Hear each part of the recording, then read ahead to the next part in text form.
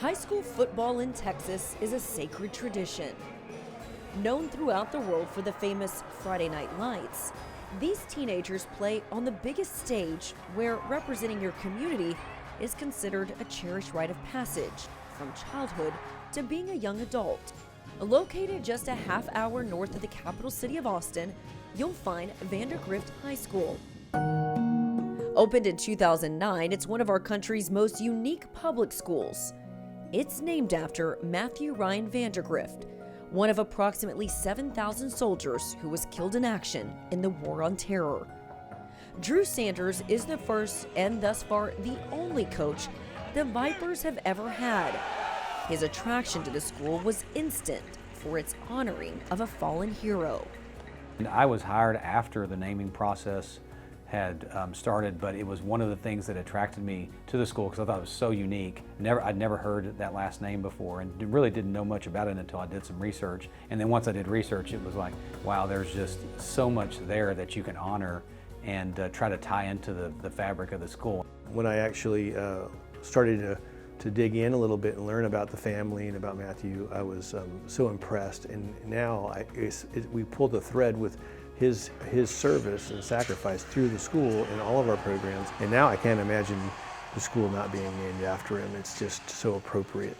Matthew participated in extracurricular sports activities, was an excellent athlete, and graduated with honors from nearby Leander High School in 1999, and is the only player at Vandegrift ever to have his number retired, but not for the reason you might think. He was number 7, so one of the things in the football program is we retired number 7 in his honor.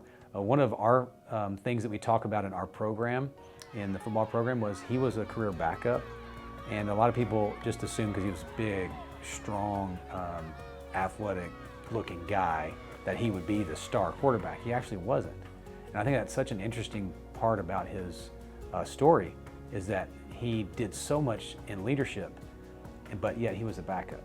So I was just talking to my team about that just the other day because there's just so much value there in teaching young people that you don't have to be the star to actually impact people's lives.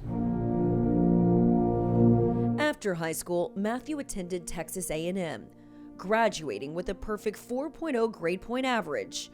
Following graduation, he courageously decided to continue the Vandegrift family tradition of serving America by joining the United States Marine Corps in 2005, where he was trained as an artillery officer.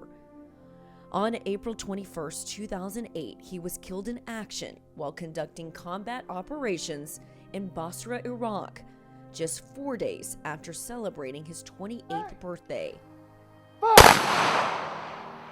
When visitors first arrive, they'll meet with an awe-inspiring display of First Lieutenant Vandegrift's belongings, and it never fails to stop one in their tracks. Honestly, I don't know another school in Texas or really anywhere that's named after a contemporary hero. So I would say the significance is you can name a school after someone and honor someone and really make it something meaningful. Matthew Vandegrift will always be a hero because of his sacrifice. He will always be a hero because of the honorable way he lived his life. And he was a wonderful human being before he was killed in Iraq, and after he gave his life, it elevated him to even a higher status for everyone. But I can tell you, every person I've ever talked to, he was the best person that they ever met. And so every day it drives all of us to try to be a better school, better teachers, coaches, staff, and kids. And so, you know, it's an honor to working at a school named after him. Though his life was cut far too short, his memory and influence in his community lives on forever, with an administration that's dedicated to preserving this great patriot's legacy.